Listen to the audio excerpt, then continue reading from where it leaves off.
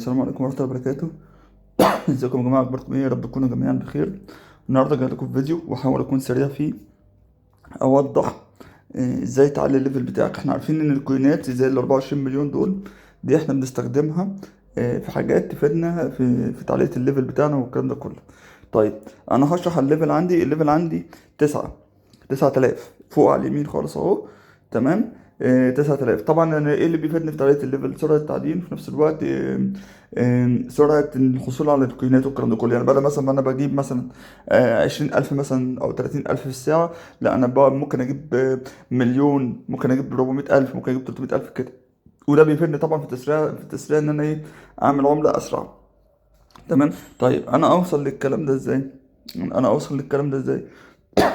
اول حاجة حاول قدر الامكان تتابع الملايين بتاعتك، عشان خاطر ما تروحش منك على الفاضي. هتخش على الكروت، على الماينز. تمام. هتلاقي عندك الكروت اللي عندك كلها المفتوحة. هتبدأ بالمفتوح الأول، المفتوح هيفتح لك المقفول. هتعمل ايه؟ كل كارت قدامه، يعني مثلا الكارت الأولاني هنا مكتوب قدامه ليفل صفر، والكارت مثلا اللي تحت ده ليفل صفر أهو، ليفل صفر. رقي كل الكروت لليفلات لليفل اللهم صل على النبي، لليفل 10.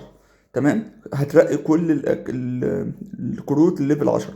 بس خلي بالكوا، تمام، الموضوع ده هيسحب ملايين كتير، يعني ممكن يسحب منك حوالي مثلا سكة 25 30 مليون، ممكن يعدي يعني. تمام. فيعني تبص على الملايين بتاعتكم عشان انت تحتاجوها في فتح الكروت اليومية. يعني حاول تخلي ما تنزلش عن 10. يعني انت مثلا لو معاك 30، اصرف مثلا 20. تمام، في ترقية الكروت. تمام. معاك مثلا 40، اصرف 30 كده. يعني اهم حاجة خلي معاك احتياطي 10 مليون للاستخدام اليومي للكروت اللي بتتفتح. تمام. افتحوا الكلام ده وافتحوا الكروت اللي عندكم، سواء في الماركت، سواء في البي ار، سواء في الليجل، سواء في السبيشال.